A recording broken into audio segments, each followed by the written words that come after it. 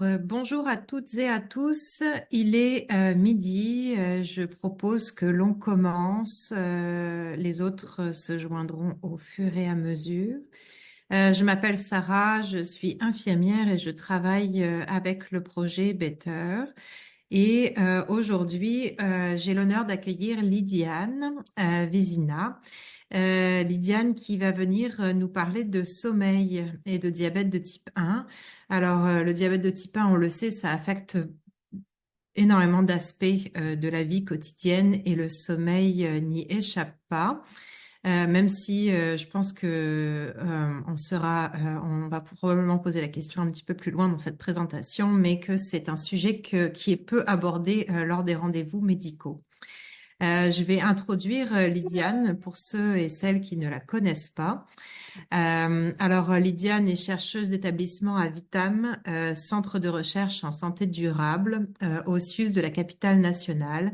Elle est chercheuse régulière au centre de recherche du CISS de Chaudière-Appalaches et professeure associée au département des sciences de la santé à l'Université du Québec à Rimouski, campus de Lévis. Elle est détentrice d'un baccalauréat en psychologie, concentration recherche, d'une maîtrise en santé communautaire et d'un doctorat en nutrition. Lydiane a complété sa maîtrise à la chaire de recherche du Canada sur les comportements et la santé et son doctorat à l'Institut sur la nutrition et les aliments fonctionnels de l'Université Laval. Elle a complété un premier stage postdoctoral de 2 ans sur le sommeil au USDA ARS Children's Nutrition Research Center au Baylor College of Medicine à Houston, aux États-Unis, qui était financé par les instituts de recherche en santé du Canada, et ainsi qu'un second à l'INAF et au Centre d'études des troubles du sommeil de l'Université Laval, grâce à une bourse postdoctorale en transfert des connaissances dans le domaine des soins du diabète et de ses complications d'Action Diabète Canada. Le but de son projet est de documenter et d'étudier les croyances par rapport aux habitudes de sommeil chez des adultes vivant avec le diabète.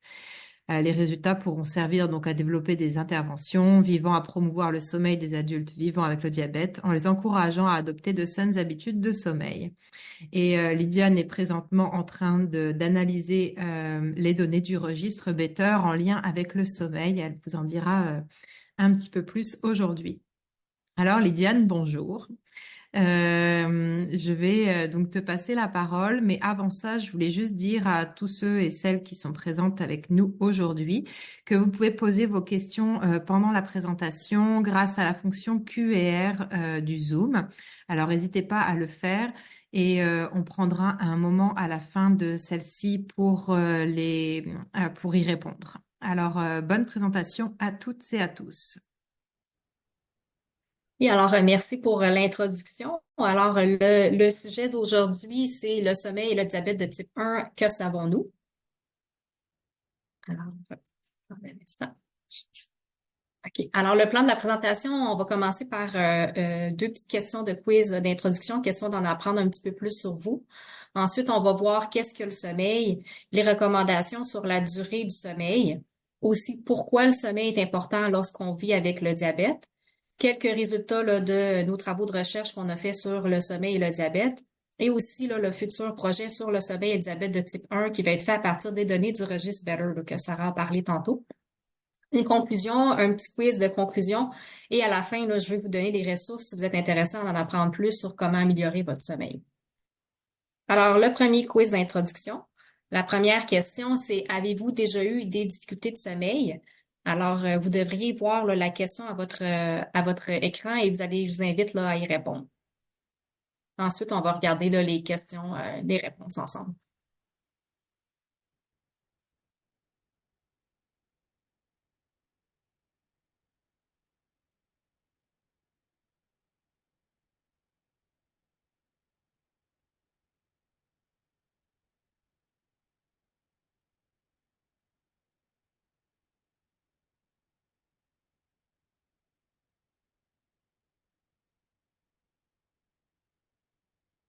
Alors là, je ne sais pas comment que moi je vais voir les réponses.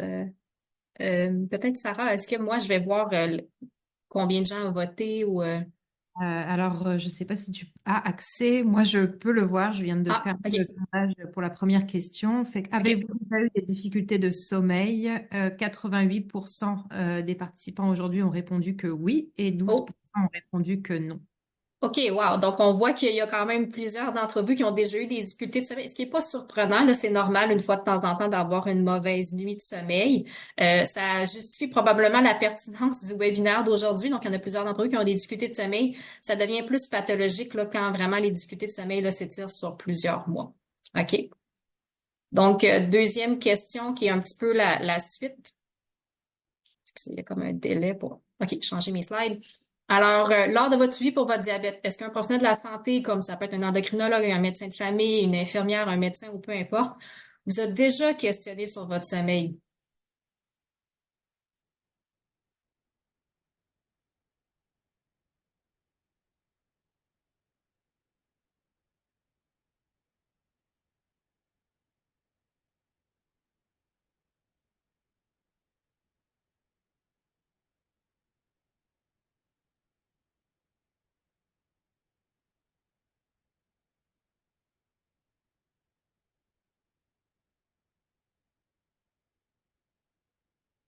Sarah, est-ce qu'on peut maintenant voir les réponses?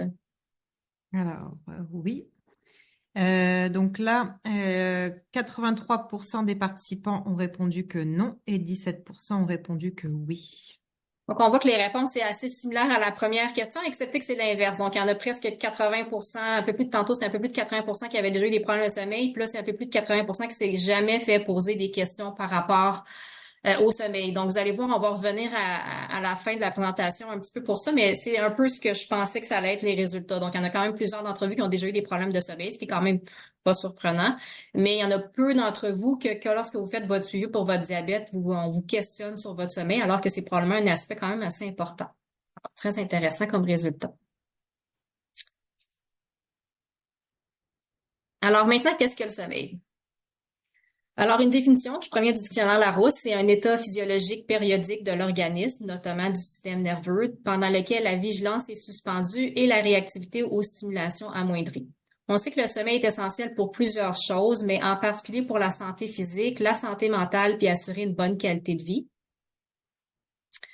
À l'origine, on parlait plutôt de qualité du sommeil, puis un des outils qui est les plus utilisés pour mesurer la qualité du sommeil, c'est l'index de qualité du sommeil de Pittsburgh ou le Pittsburgh Sleep Quality Index, qui lui voyait le sommeil comme ayant la qualité du sommeil comme ayant 7 composantes. La première, c'est la qualité subjective du sommeil, fait que c'est vraiment comment vous percevez votre sommeil, par exemple bon, très mauvais. La latence d'endormissement, qui est le temps que ça nous prend pour s'endormir.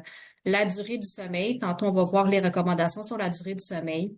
L'efficacité habituelle du sommeil, qui est la proportion de temps qu'on passe au lit à dormir par rapport au temps total passé au lit. Les perturbations du sommeil, ça peut être devoir se lever la nuit pour aller à la salle de bain ou faire des cauchemars. L'utilisation de médicaments pour dormir et aussi le dysfonctionnement diurne, qui est d'avoir de la difficulté à rester réveillé pendant la journée. Plus récemment, on parle plutôt de santé du sommeil. Alors, une bonne santé du sommeil est caractérisée par 5 choses. Il y a la régularité dans les heures de lever et de coucher. Donc, selon cette définition-là, il devrait y avoir plus ou moins 1 heure de différence dans les heures de coucher et de lever, incluant la fin de semaine. Une bonne satisfaction. Donc, quand on a une bonne santé du sommeil, on va être satisfait de notre sommeil. On devrait être capable de maintenir un bon niveau de vigilance toute la journée sans s'assoupir. C'est aussi une question de timing, excusez-moi pour l'anglicisme, ou sinon le moment de survenue du sommeil. Donc, selon cette définition-là, on devrait être endormi entre 2 heures et 4 heures du matin. L'efficacité du sommeil, donc selon cette définition-là, on devrait passer moins de 30 minutes par nuit éveillé. Et la durée, qui eux autres ont mis entre 6 et 8 heures par nuit, mais tantôt on va voir les recommandations canadiennes pour la durée du sommeil. La santé du sommeil a aussi été ajoutée par l'American Heart Association en 2022 comme un élément qui contribue à la santé cardiovasculaire, ce qui a permis quand même de donner de l'importance à la santé du sommeil comme un comportement pour la santé cardiovasculaire. Maintenant, justement, les recommandations sur le sommeil. Alors, au Canada, il y a quelques organismes qui émettent des recommandations par rapport au sommeil. Il y a la Société canadienne du sommeil qui fait notamment une campagne canadienne de santé publique sur le sommeil qui s'appelle Dormez là-dessus. À la fin de la présentation, je vais vous donner le lien vers leur site Internet si vous êtes intéressé à consulter leurs conseils. Il y a la Société canadienne de physiologie de l'exercice qui, elle, offre des recommandations sur la durée du sommeil pour différentes catégories d'âge. Donc, il y a la petite enfance, donc les enfants de 0 à 4 ans, les enfants et les jeunes de 5 à 17 ans, les adultes de 18 à 64 ans et les adultes de 65 ans et plus. Voici justement les recommandations canadiennes sur la durée du sommeil de la Société canadienne de physiologie de l'exercice. Donc, chez les adultes de 18 à 64 ans, c'est de 7 à 9 heures de sommeil par nuit. Et chez les adultes de 65 ans et plus, c'est de 7 à 8 heures de sommeil par nuit. Il y a aussi des organismes en dehors du Canada qui offrent des recommandations sur le sommeil. À l'international, c'est la World Sleep Society qui, notamment, à chaque année, organise une journée mondiale du sommeil qui a lieu au mois de mars, donc pour mettre vraiment l'emphase comme le sommeil comme étant quelque chose d'important. Alors, cette année, ça avait lieu le 15 mars et la thématique qui avait été choisie pour cette année, c'était l'équité du sommeil pour la santé globale. Aux États-Unis, il y a la National Sleep Foundation qui, elle, offre aussi des recommandations sur la durée du sommeil pour différentes catégories d'âge. Donc, on parle des nouveau-nés de 0 à 11 mois, les jeunes enfants de 1 à 2 ans, les enfants de 3 à 13 ans, les adolescents de 14 à 17 ans, les adultes de 18 à 64 ans et aussi les adultes de 65 ans et plus. Voici justement les recommandations américaines sur la durée du sommeil de la National Sleep Foundation. Alors, chez les adultes de 18 à 64 ans, c'est de 7 à 9 heures de sommeil par nuit.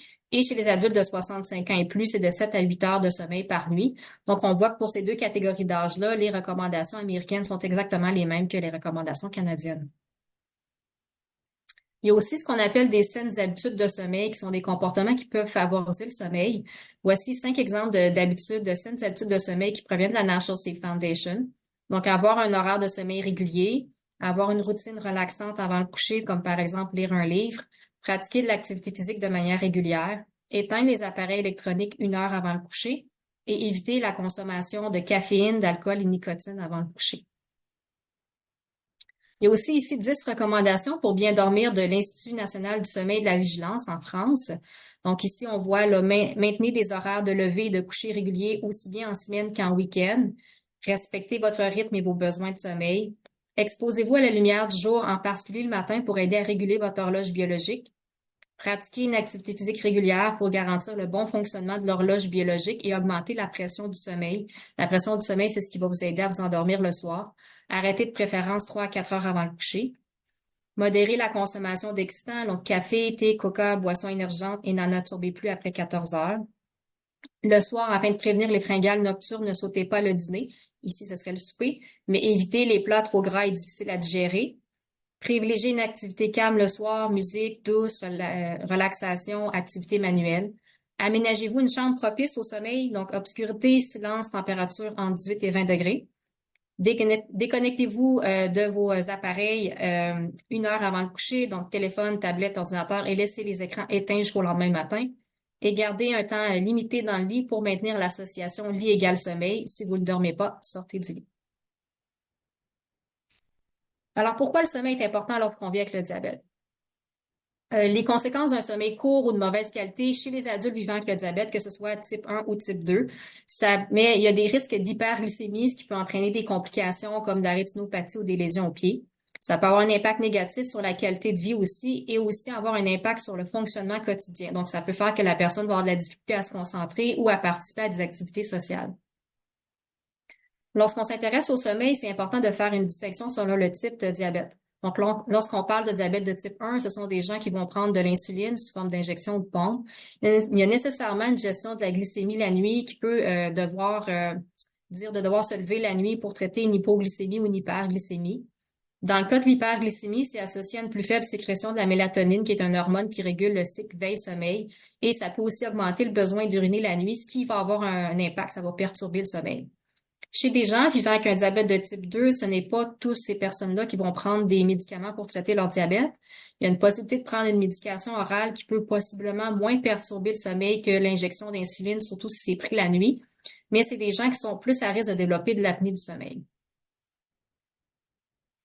Alors, que disent les associations sur le diabète par rapport au sommeil? Au Canada, c'est Diabète Canada qui émet des lignes directrices de pratique clinique. Les dernières datent de 2018. Alors, dans ces lignes directrices de pratique clinique-là de 2018, il n'y avait aucune mention du sommeil ni non plus dans les mises à jour et les ajouts qui ont été faits en 2020, 2021, 2022 et 2023. Alors, l'alimentation et l'activité physique, c'est les seules saines habitudes de vie qui sont abordées. Du côté des États-Unis, c'est l'American Diabetes Association qui a des standards de soins médicaux. Les autres ils ont ajouté le sommeil comme un comportement à surveiller chez les personnes vivant avec le diabète en 2019. Et il y a aussi eu un ajout de nouvelles recommandations en lien avec la santé du sommeil en 2023 et en 2024. En 2023, ils ont ajouté qu'il faut vérifier la santé du sommeil chez les personnes vivant avec le diabète. Et cette année, en 2024, ils ont ajouté qu'il faut aussi conseiller les personnes vivant avec le diabète pour favoriser de saines habitudes de sommeil, comme avoir un horaire de sommeil régulier ou limiter la consommation de caféine en après-midi. Il y a aussi certaines saines habitudes de sommeil qui peuvent avoir un impact sur la glycémie des adultes vivant avec le diabète. Et encore une fois, ici, ça inclut type 1 ou type 2. Donc, la consommation de caféine peut augmenter la glycémie et la variabilité dans l'horaire de sommeil peut aussi avoir un impact négatif sur la glycémie. Je vais maintenant vous présenter quelques résultats de nos travaux de recherche sur le sommeil et le diabète. Alors, la première étude, c'était sur le sommeil et les saines habitudes de sommeil chez les adultes sans et avec diabète, et ça incluait des gens avec un diabète de type 1 et de type 2. Alors, on avait 151 participants francophones de 18 à 64 ans qui provenaient de la province de Québec. On avait 97 adultes sans diabète et 54 vivant avec un diabète, 30 avec un type 1 et 24 avec un diabète de type 2. Pour la collecte de données, on avait une mesure de la qualité du sommeil, de la sévérité de l'insomnie et on a mesuré 3 saines habitudes de sommeil. Donc, éviter l'utilisation des écrans dans le lit, adopter un horaire de sommeil régulier et éviter la consommation de caféine, d'alcool et de nicotine avant de coucher. Ici, on a des résultats sur le sommeil selon la présence du diabète. Donc, ici, dans la colonne en bleu, dans la première colonne, on a des gens qui n'avaient pas de diabète et dans la colonne en orange, on avait des gens qui vivaient avec un diabète. Ici, c'est type 1 et type 2 ensemble. Et ici, pour la qualité du sommeil, plus le score est élevé, moins la personne a une bonne qualité du sommeil. Et ici, pour la sévérité de l'insomnie, plus la personne a un score élevé, plus la personne a de l'insomnie sévère. Ce qu'on voit, c'est que c'est des adultes vivant avec un diabète, ils étaient plus à risque d'avoir une moins bonne qualité du sommeil et avoir de l'insomnie plus sévère par rapport à des gens qui n'avaient pas de diabète. Si on regarde maintenant les résultats sur le sommeil selon le type de diabète, donc dans la première colonne en bleu, on avait des gens qui ont un diabète de type 1 et dans la colonne en orange, on avait des gens qui ont un diabète de type 2. Alors ici, ce qu'on voyait, c'est que c'est des gens avec un diabète de type 2 étaient plus à risque d'avoir une moins bonne qualité du sommeil et d'avoir de l'insomnie plus sévère par rapport à des gens avec un diabète de type 1. On avait aussi des résultats qualitatifs sur éviter l'utilisation des écrans dans le lit. Donc, on posait des gens sur des questions par rapport à des barrières et des facteurs facilitants. Donc, les barrières, c'est en bleu. Les barrières, c'est quelque chose que quand c'est présent, ça rend plus difficile l'adoption du comportement. Donc, on le voit ici avec le petit bonhomme, c'est quelque chose qu'on doit surmonter pour adopter le comportement.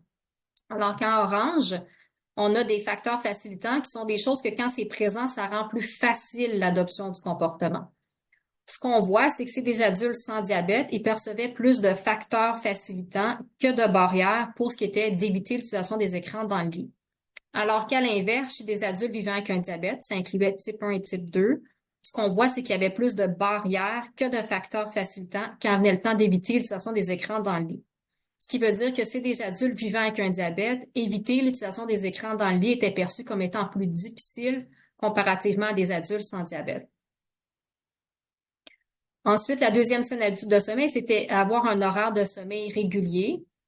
Alors, ici, les adultes sans diabète, ils percevaient plus de facteurs facilitants que de barrières quand venait le temps d'adopter un horaire de sommeil régulier. Alors qu'à l'inverse, chez les adultes vivant avec un diabète, ils percevaient plus de barrières que de facteurs facilitants pour ce qui est d'adopter un horaire de sommeil régulier. Ce qui veut dire que chez les adultes vivant avec un diabète, adopter un horaire de sommeil régulier était perçu comme étant plus difficile que chez les adultes qui n'avaient pas de diabète. Et la dernière saine habitude de sommeil qui est éviter la consommation de caféine, d'alcool et de nicotine avant le coucher. Chez les adultes sans diabète, ils percevaient le même nombre de facteurs facilitants et de barrières, donc le même nombre de choses qui peuvent rendre plus facile l'adoption du comportement ou rendre plus difficile l'adoption du comportement. alors qu'encore une fois, chez les adultes vivant avec le diabète, ils percevaient plus de barrières à éviter la consommation de caféine, d'alcool et de nicotine avant de coucher. Ce qui veut dire que chez les adultes avec un diabète, éviter la consommation de caféine, d'alcool et de nicotine avant de coucher était perçu comme étant plus difficile. La deuxième étude, cette fois-ci, c'était encore une fois sur le sommeil et les saines habitudes de sommeil, mais cette fois-ci uniquement chez les adultes vivant avec le diabète et on avait des gens avec un diabète de type 1 et de type 2. Cette fois-ci, on avait 320 participants francophones de 20 à 86 ans provenant du Québec. On en avait 125 avec un diabète de type 1 et 195 avec un diabète de type 2. Pour la collecte de données, on avait une mesure de la qualité du sommeil, de la santé du sommeil, de la sévérité de l'insomnie et 3 saines habitudes de sommeil. Donc, éviter l'utilisation des écrans dans le lit, mais à l'exception de ceux qui peuvent servir à vérifier la glycémie la nuit. Adopter un horaire de sommeil régulier et éviter la consommation de caféine, d'alcool et de nicotine avant de coucher. Ici, on a la durée du sommeil des adultes vivant avec le diabète. Donc, je vous rappelle, ça inclut type 1 et type 2. Donc, chez les adultes de 18 à 64 ans, la recommandation canadienne est de 7 à 9 heures par nuit. Donc, ici, on avait près de 60% des adultes de 18 à 64 ans qui mentionnaient dormir 7 à 9 heures par nuit. Chez les adultes de 65 ans et plus, la recommandation est de 7 à 8 heures. Alors ici, c'était plutôt l'inverse. On avait plus de 60% des adultes de 65 ans et plus qui mentionnaient ne pas dormir 7 à 8 heures par nuit. Maintenant, les résultats sur la qualité du sommeil des adultes vivant avec le diabète. Donc, la latence d'endormissement, je vous rappelle, ça veut dire c'est le temps que ça nous prend pour s'endormir le soir. Donc, en moyenne, ça leur prenait 47 minutes pour s'endormir le soir, alors que généralement, on devrait s'endormir à l'intérieur de 10 à 15 minutes. Ce qui veut dire que chez les adultes vivant avec le diabète, ça semble leur prendre plus de temps pour s'endormir le soir. L'efficacité du sommeil, qui est la proportion de temps qu'on passe, qu'on dort sur la proportion totale qu'on passe au lit, était de 83%, alors que généralement, on vise plutôt 85%. Donc, on l'a vu, les gens, ça leur prend plus de temps pour s'endormir, mais aussi probablement qu'il y a des éveils nocturnes aussi qui vont faire diminuer l'efficacité du sommeil. Ensuite, les adultes vivant avec un diabète de type 2 étaient plus à risque d'avoir un sommeil de moins bonne qualité comparativement aux adultes vivant avec le diabète de type 1. Et on avait aussi les adultes vivant avec le diabète rapportant avoir un revenu familial annuel brut de moins de 60 000 qui étaient plus à risque d'avoir un sommeil de moins bonne qualité. Pour ce qui est de la santé du sommeil, le temps passé dans le lit la semaine était aux alentours de 8 heures, alors que le temps passé dans le lit la fin de semaine était aux alentours de 9 heures. Le déficit du sommeil. Le déficit du sommeil était mesuré en demandant aux gens combien d'heures de sommeil vous pensez avoir besoin et on regardait combien d'heures de sommeil qu'il y avait la semaine. Alors, les gens mentionnaient avoir un déficit là, de 37 minutes.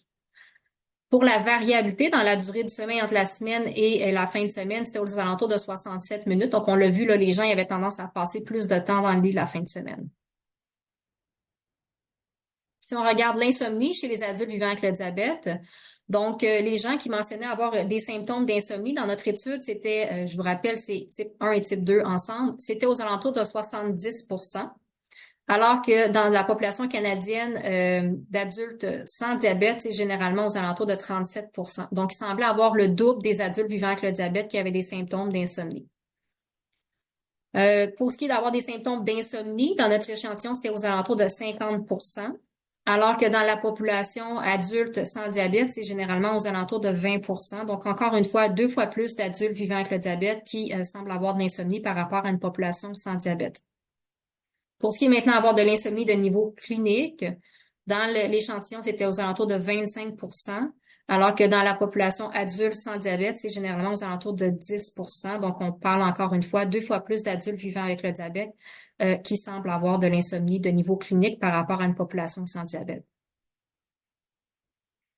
Pour ce qui est maintenant d'utiliser les écrans dans le lit chez les adultes vivant avec le diabète, donc il y avait près de 30% des gens qui mentionnaient ne pas avoir utilisé d'écran dans le lit au cours du dernier mois, ce qui veut quand même dire qu'il y a plus de 70% des gens qui mentionnaient avoir utilisé des écrans dans le lit au cours du dernier mois.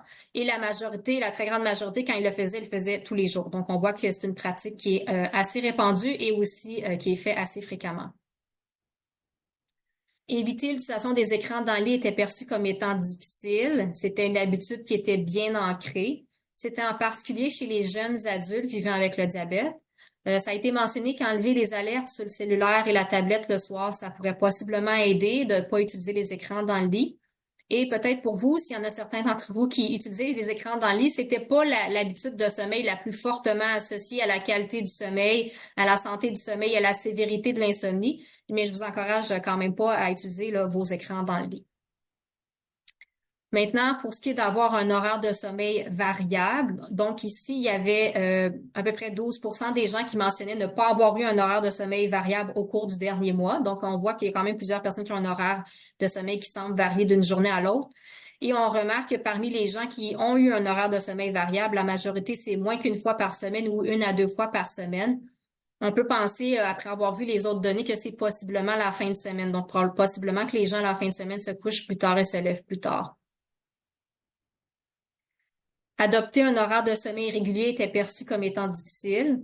Ici, c'était les femmes et les jeunes adultes vivant avec le diabète qui étaient plus à risque d'avoir un horaire de sommeil variable. Une barrière importante était d'avoir plusieurs choses à faire en soirée, comme le travail, les études ou s'occuper des enfants, qui va possiblement retarder à l'heure à laquelle les gens vont se coucher. Et c'était la saine habitude de sommeil la plus fortement associée au sommeil, ce qui veut dire qu'avoir un horaire de sommeil variable était quand même assez fortement associé à une mauvaise qualité du sommeil, une mauvaise santé du sommeil et à de l'insomnie plus sévère. Maintenant, la consommation de caféine avant le coucher chez les adultes vivant avec le diabète. Donc ici, il y avait quand même plus de 50% des gens qui mentionnaient ne pas consommer de caféine avant le coucher. Et parmi ceux qui le faisaient, la plupart le faisaient le moins qu'une fois par semaine. Donc, ça semblait pas être fait aussi fréquemment que l'utilisation des écrans dans le lit. Ici, c'était les jeunes hommes vivant avec le diabète qui étaient les plus à risque de consommer de la caféine avant le coucher. Et c'était la deuxième saine habitude de sommeil la plus fortement associée au sommeil. Ce qui veut dire que consommer de la caféine avant le coucher était quand même associé à une mauvaise qualité du sommeil, une mauvaise santé du sommeil et une insomnie plus sévère. Je vais maintenant vous présenter le futur projet sur le sommeil et le diabète de type 1 qui va être fait à partir des données du registre Better. Alors, ça va être une étude sur la qualité du sommeil des adultes vivant avec le diabète de type 1. Ça va être fait à partir des données des adultes, donc seulement ceux de 18 ans et plus du registre Better. On a 2 objectifs. Le premier est de décrire la qualité du sommeil des adultes vivant avec le diabète de type 1. Et le deuxième est de vérifier s'il y a certaines caractéristiques sociodémographiques, des facteurs liés au diabète, psychologiques et comportementaux qui sont associés à un sommeil de mauvaise qualité. Cette étude-là a des forces par rapport aux 2 études que je vous ai présentées tantôt sur le sommeil et le diabète. Premièrement, l'échantillon est plus grand d'adultes vivant avec le diabète de type 1, donc à environ 4000 personnes, alors que dans les 2 autres études que je vous ai présentées tantôt, c'était des plus petits échantillons. Et ici, il va y avoir des adultes francophones et anglophones de plusieurs provinces du Canada. Alors, tantôt, je teste uniquement des adultes francophones du Québec. Donc là, ça va être un peu plus représentatif de la grandeur du Canada. Alors, voici ce qu'on va vérifier. Donc, on s'intéresse à ce qui va avoir un impact sur la qualité du sommeil des adultes vivant avec le diabète de type 1. On a 4 catégories de variables, des variables sociodémographiques, des variables liées au diabète, des variables psychologiques et des variables comportementales. Parmi les variables sociodémographiques, il y a le sexe biologique, le genre, la ménopause, le nombre d'enfants, l'âge, l'origine ethnique, l'indice de masse corporelle, le statut socio-économique et si la personne a un travail de nuit. Parmi les variables liées au diabète, il y a la durée du diagnostic de diabète de type 1, la méthode de surveillance de la glycémie, par exemple la surveillance en continu du glucose, les types de traitements, par exemple avoir une pompe à insuline, les antécédents d'hypoglycémie la nuit et les antécédents d'hyperglycémie. Parmi les variables psychologiques, il y a la peur des hypoglycémies, la détresse et la stigmatisation liées au diabète, le niveau de bien-être et de dépression et la présence de soutien social. Et les variables comportementales, c'est la prise d'une collation avant le coucher pour possiblement éviter les hypoglycémies la nuit, la consommation d'alcool et de cannabis et la pratique d'activité physique. Les retombées attendues de la future étude sur le sommeil des adultes vivant avec le diabète de type 1, ça va répondre à 3 questions. La première, c'est quelle est l'ampleur des problèmes de sommeil? Ça va permettre de déterminer s'il y a plusieurs adultes vivant avec le diabète de type 1 au Canada qui ont un sommeil de mauvaise qualité. Ensuite, la deuxième question, c'est qui prioriser pour améliorer la qualité du sommeil? Est-ce qu'on doit prioriser des gens en fonction de leur sexe biologique, leur genre, leur âge, leur statut économique? Et quoi faire pour améliorer la qualité du sommeil? Qu'est-ce que ça devrait être les cibles des interventions? Est-ce qu'on devrait mettre plutôt l'emphase sur les variables liées au diabète, les facteurs psychologiques et ou les facteurs comportementaux? Qu'est-ce qui est le plus fortement associé à la qualité du sommeil? Alors, en conclusion, si je fais une conclusion en lien avec le sommeil est particulièrement important chez les adultes vivant avec le diabète. Comparativement à des adultes sans diabète, les adultes vivant avec le diabète, en particulier ceux avec un diabète de type 2, sont plus à risque d'avoir un sommeil de moins bonne qualité, de l'insomnie. Les adultes vivant avec le diabète, et ça inclut type 1 et type 2, ayant un revenu familial annuel brut de moins de 60 000 sont plus à risque d'avoir une moins bonne qualité de sommeil. C'est ce qu'on appelle des inégalités sociales de santé du sommeil. Si je fais une conclusion en lien avec les saines habitudes de sommeil, adopter de saines habitudes de sommeil, en particulier avoir un horaire de sommeil régulier et éviter la consommation de caféine avant le coucher, c'est particulièrement important chez les adultes vivant avec le diabète. Comparativement à des adultes sans diabète, les adultes vivant avec le diabète, et ça inclut type 1 et type 2, perçoivent que l'adoption de saines habitudes de sommeil est plus difficile. L'adoption de saines habitudes de sommeil varie en fonction de l'âge et du sexe biologique des adultes vivant avec le diabète. Ce qu'on peut émettre comme recommandation, c'est que la santé du sommeil devrait être un comportement à surveiller et faire partie des prochaines lignes directrices de pratique clinique de Diabète Canada. Les adultes vivant avec le diabète ayant des problèmes de sommeil devraient avoir des interventions comportementales à faible coût pour améliorer leur sommeil. Les interventions visant à promouvoir de saines habitudes de sommeil devraient tenir compte de l'âge et du sexe biologique des adultes vivant avec le diabète. Et avoir un horaire de sommeil régulier et éviter la consommation de caféine avant le coucher sont deux saines habitudes de sommeil qui devraient être priorisées pour éviter les complications chez les adultes vivant avec le diabète. On a vu que ça a un impact sur le sommeil et aussi un impact direct sur la glycémie. Alors maintenant, une dernière question de quiz. Envisagez-vous de parler de votre sommeil avec un professionnel de la santé lors de votre prochain suivi pour votre diabète? Alors, je vais vous laisser quelques minutes là, pour répondre à la question.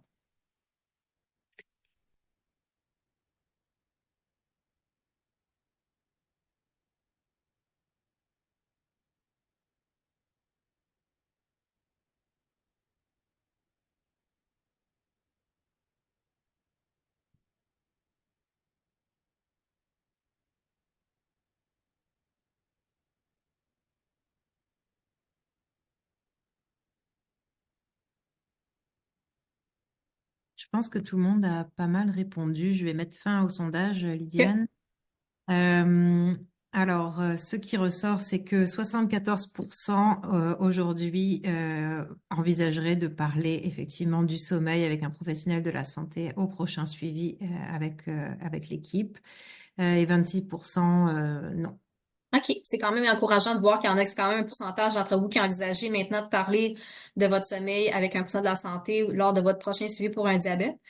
Ça va peut-être encourager Diabète Canada à inclure le sommeil comme quelque chose à inclure dans ses prochaines lignes directrices de pratique clinique. Merci beaucoup, Lydiane. Euh, j'ai presque fini. Il me reste quelques diapos, désolée. Non, non, vas-y.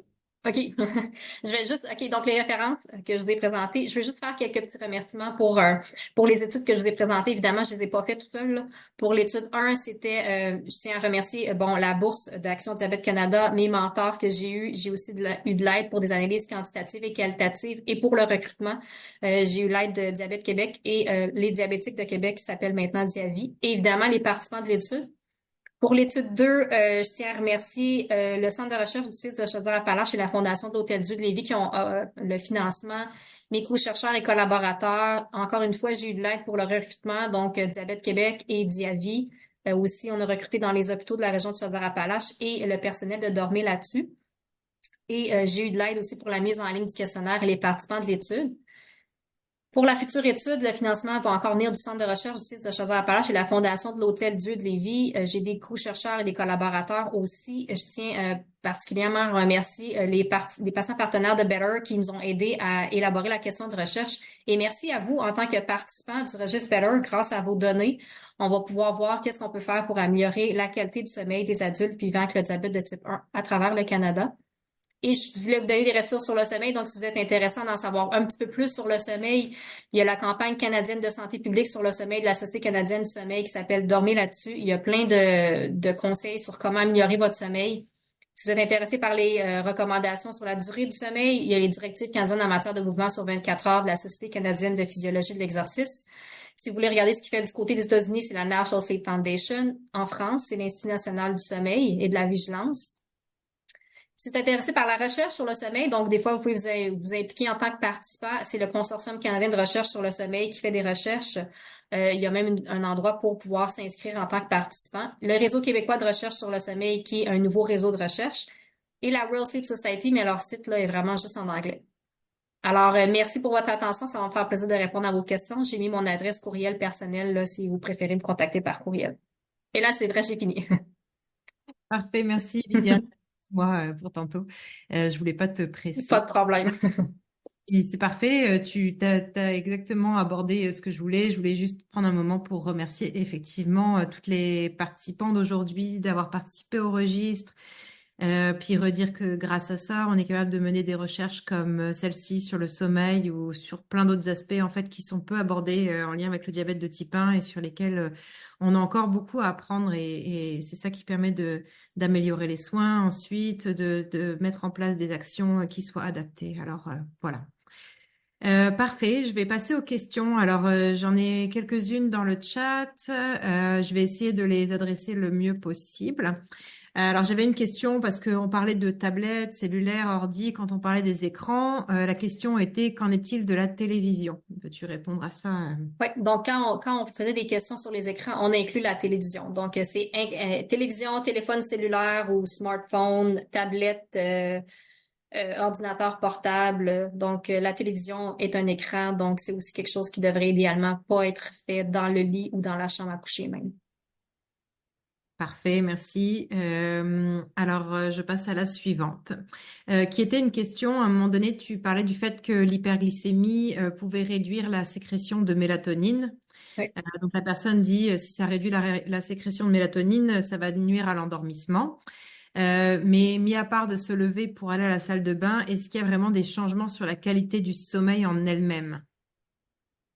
De faire ben, en tant que tel, le fait de se lever la nuit, c'est une perturbation du sommeil. Puis quand j'avais donné la définition de la qualité du sommeil, à une perturbation du sommeil, donc se lever la nuit pour aller à la salle de bain, c'est quelque chose qui a un impact sur la qualité du sommeil. Donc, ça fait partie de la définition de la qualité du sommeil. Donc, oui, en tant que tel. Idéalement, on arrive au lit, ça nous prend un peu de temps, on s'endort, puis on dort toute la nuit, puis on se réveille le matin, puis on est bien rafraîchi et prédisposé pour notre, si on s'est réveillé la nuit, ça peut prendre un petit peu de temps après ça de se rendormir. Donc, après ça, le matin, ben, il faut se lever quand même parce qu'il faut aller au bureau. Donc, des fois, ça fait qu'on est un petit peu en manque de sommeil. Parfait, je te remercie. J'espère que ça répond. Je pense que c'était vraiment ça, c'était vraiment en lien avec l'hyperglycémie, puis comment est-ce que ça affecte la qualité du sommeil. Une autre question, alors je ne sais pas parce que ça parle d'une étude, mais je ne sais pas exactement laquelle, mais c'était est-ce que l'étude indique si les personnes habitent dans de grandes villes ou en région? Est-ce que c'est quelque chose qui est mesuré par les études dont tu... Dans les deux études que j'ai présentées, c'était des gens de la province de Québec, mais on leur a pas demandé d'où est-ce qu'ils venaient. C'est sûr qu'on avait on avait aussi des collaborations avec des gens comme Diavi, c'est dans la région de Québec, puis après ça, les hôpitaux, je vous ai dit, c'est les hôpitaux de la région de Chaudière-Appalaches, donc c'est possiblement des gens de la région de Québec et de la région de Chaudière-Appalaches. Mais à cause qu'on a aussi recruté via Diabète Québec, ça peut être des gens de d'autres, mais on leur demandait pas dans quel endroit ils restaient. Mais il y a des données qui disent que le fait de rester dans une région plus rurale versus urbaine a un impact sur le sommeil. Et généralement, c'est vivre dans un milieu rural qui améliore le sommeil, tout simplement parce que dans une région urbaine, c'est quand c'est très dense, des fois des fois il y a de la chaleur, ça peut être des îlots de chaleur qui vont avoir un impact sur le sommeil. Il y a du trafic, il y a du bruit. Des fois, on reste dans un petit appartement un peu moins bien insonorisé, donc c'est toutes des choses qui peuvent avoir un impact sur le sommeil. Ok, merci. Ensuite, est-ce que tu pourrais répéter les conséquences? Alors, pouvez-vous répéter les conséquences type 1 et 2, risque d'hyperglycémie, pas eu le temps de noter, alors je sais pas. Ben, en tant que tel, vous voulez dire, probablement c'est le type de diabète. La différence, c'est que chez des diabètes de type 1, les conséquences d'un mauvais sommeil, c'est de l'hyperglycémie. Donc, d'un sommeil trop court ou de mauvaise qualité, c'est l'hyperglycémie. Diabète de type 2, bon, dans les études, ça semble montrer qu'ils sont plus à risque d'avoir une moins bonne qualité du sommeil. Mais c'est aussi des gens qui sont à risque d'apnée du sommeil. Et puis c'est pas tout le monde qui fait de l'apnée du sommeil qui est diagnostiqué. Donc c'est possible que ce soit aussi pour ça qu'ils semblent plus à risque d'avoir une moins bonne qualité de sommeil. D'ailleurs, merci. Je vais passer. Il y a une question justement sur. Alors, faut que j'arrive à la retrouver. Alors, attends, parce que j'ai beaucoup de questions. Ah bah justement, ouais. Avez-vous des statistiques dans lesquelles les diabétiques font de l'apnée du sommeil? Non. En tant que tel, je pense pas qu'il y a beaucoup d'études qui ont pris la peine de documenter ça. Déjà, dans la population générale, savoir combien de gens qui font de l'apnée du sommeil, c'est pas évident parce qu'il y a beaucoup de gens qui en font et que c'est pas diagnostiqué. Ce n'est pas facile d'avoir un diagnostic d'apnée du sommeil. Ça prend un médecin qui recommande d'aller dans une clinique spécialisée pour ça et il n'y a pas ces cliniques-là partout. Tantôt, on parlait de gens, quelqu'un qui reste plus en région n'aura pas nécessairement accès à un spécialiste qui peut diagnostiquer l'apnée du sommeil. Donc, c'est difficile et encore moins chez des gens vivant avec le diabète, je suis même pas sûre s'il y a vraiment des études. On sait juste que le diabète de type 2 est plus à risque parce que souvent, le diabète de type 2 est aussi associé avec un surpoids et de l'obésité et c'est un facteur de risque pour de l'apnée du sommeil. Exact. Parfait. Merci, Lydiane. Ça va faire des longues années de recherche encore devant nous. Euh, Question encore. Est-ce que la mélatonine est recommandée pour aider au sommeil? Ouais, je sais que j'ai dit que l'hyperglycémie est associée à une sécrétion plus faible de mélatonine. Ça ne veut pas dire que je recommande de prendre de la mélatonine. Souvent, les gens, ça a un aura comme étant un produit naturel, c'est en vente libre, donc les gens ont tendance à l'utiliser. Il faut faire quand même attention de la manière qu'on utilise. Si vous êtes intéressé à prendre ça, je vous référerais plus à voir un médecin puis un pharmacien parce qu'il peut possiblement avoir des interactions avec d'autres médicaments. Donc, ça ne veut pas dire que je recommande la mélatonine. Généralement, ce qu'on va recommander avant un traitement pharmacologique, c'est plus d'adopter des saines habitudes de sommeil. Déjà, éviter d'utiliser les écrans dans le lit, avoir un horaire de sommeil régulier, puis éviter caféine, alcool et nicotine avant le coucher. C'est ce qu'on va préconiser avant d'aller vraiment plus pour une approche pharmacologique, là. Parfait, merci. Oui, de toute façon, c'est ça, en parler avec l'équipe, je pense que c'est toujours une bonne idée là, pour trouver les solutions adaptées en fonction C'est pas de... parce que c'est naturel que c'est inoffensif. Parfait. Alors, écoute, qu'est-ce que j'ai d'autre? Comment est-ce qu'on peut évaluer si, par exemple, on prend du café au plus tard à 19 heures le soir, comment on pourrait évaluer combien de temps ça peut repousser en fait le début du sommeil, tu sais, ça diminue. La Ouais, la recommandation sur éviter la caféine, généralement, c'est pas à l'intérieur de 4 heures avant de se coucher. Donc, si la personne le prend à 19 heures, ben, il faudrait pas qu'elle se couche, 4 heures plus tard. Mais c'est une recommandation de santé publique. C'est sûr que ça dépend des gens. Il y a des gens qui peuvent prendre un café puis ils vont tout de suite dormir. Puis il y en a d'autres qui prennent un café à midi puis même s'ils se couchent le soir à 11 heures, là, ça a un impact, là. Mais généralement, ce qu'on recommande, c'est d'éviter 4 heures avant le coucher la consommation de caféine à cause de la durée que ça reste dans le sang. Ah, je me souviens qu'il y avait une application où tu pouvais entrer le café que tu prends et ça te marquait pendant combien de temps ça a un impact sur la glycémie. Je me rappelle malheureusement pas du nom de cette application-là, mais effectivement, ça peut durer, les effets peuvent rester longtemps. Oui. J'ai quelqu'un qui partage que parfois le sommeil est tellement profond que l'hypo ne les réveille pas pendant la nuit, alors que c'est un autre enjeu, là. On n'est plus dans l'insomnie, mais dans le problème inverse. Est-ce qu'on va rendre la présentation accessible? Alors, ça va me permettre de le dire tout de suite, mais la présentation d'aujourd'hui, c'est enregistré, c'est toujours disponible en ligne dans la journée après qui suit la présentation en direct. Alors, faut aller sur notre site internet et aller dans webinaire rediffusion. Puis là, vous avez un mot de passe à entrer pour accéder à la rediffusion. Alors, ce mot de passe, vous l'avez eu quand vous vous êtes inscrit au registre. Si jamais vous ne l'avez pas, n'hésitez pas, envoyez-nous un courriel, on va vous le renvoyer. Si je prends du sucre pour corriger une hypoglycémie, par exemple le soir ou durant la nuit, est-ce que ça a un impact sur le sommeil? Je sais qu'on dit chez les enfants d'éviter le sucre, hein, on dit, on donnait pas de sucre aux enfants parce que ça fait qu'ils vont pas dormir, mais dans les faits, j'ai pas vu d'études qui ont vraiment testé si ça a vraiment un impact. À ce que je sache, c'est plus une légende urbaine. Donc, je ne pense pas que nécessairement prendre du sucre avant de vous coucher, ça fait que vous n'allez pas dormir. Si ça l'évite d'avoir une hypoglycémie la nuit, ça peut peut-être aider. En même temps, si on en prend trop, que ça fait une hyper, c'est pas mieux non plus, là, mais Je pense que c'est mieux de prendre du sucre puis d'éviter une hypoglycémie la nuit plutôt que de dire, oh, le sucre va avoir un impact. Mais pas prendre du sucre avec de la caféine. Donc, c'est pas un Coke qui a du sucre et de la caféine. Donc, là, ça devrait possiblement avoir un impact sur la glycémie seulement et non sur le sommeil.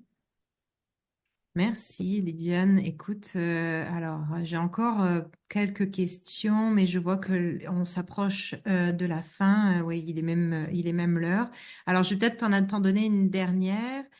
Est-ce qu'il y a des données sur le diabète et l'hypersomnie? Tout à l'heure, on parlait du phénomène un peu inverse, là, de bon, je dors vraiment profond. Est-ce qu'il y a des données sur le phénomène inverse? S'il y en a, moi, je les ai pas vus. Comme je dirais, il y a pas beaucoup de gens qui travaillent sur le sommeil des personnes vivant avec le diabète. J'ai pas vu de données par rapport à ça. Euh, Ok. donc, peut-être que ça existe, mais s'il y en a, moi, je les ai pas vus. Possiblement pas au Québec et au Canada, en tout cas. Parfait, merci Lydiane, c'est pareil, ça va faire partie probablement des recherches qui pourraient être menées dans le futur. J'ai une question que je vois là, est-ce qu'il y a un lien entre cauchemar et diabète de type 1? Juste parce que on peut y répondre rapidement, mais je sais que quand il y a des hypos, des fois ça peut donner des cauchemars là. Certaines personnes qui se réveillent pas peuvent avoir des hypos peuvent avoir des cauchemars avec des hypos nocturnes. Est-ce que tu avais d'autres choses là-dessus à rajouter? C'est pas beaucoup étudié. Il y en a des gens qui sont spécialisés là, qui étudient les cauchemars puis tout ça, mais j'ai pas vu moi par rapport à ça là, encore une fois uniquement chez des gens vivant avec le diabète là. C'est intéressant quand même. Ok, merci beaucoup, Lydiane, d'être venue aujourd'hui pour aborder ce sujet. C'est vraiment apprécié. J'espère que tu reviendras nous partager les résultats de la recherche The better. quand ils seront sortis. Merci à toutes et à tous d'avoir été présents aujourd'hui. La prochaine présentation, ce sera en août. La date est sur notre site et elle sera sur la diète méditerranéenne. Alors, on espère vous retrouver en août pour cette présentation à venir. Bonne journée à tous. Merci. Au revoir.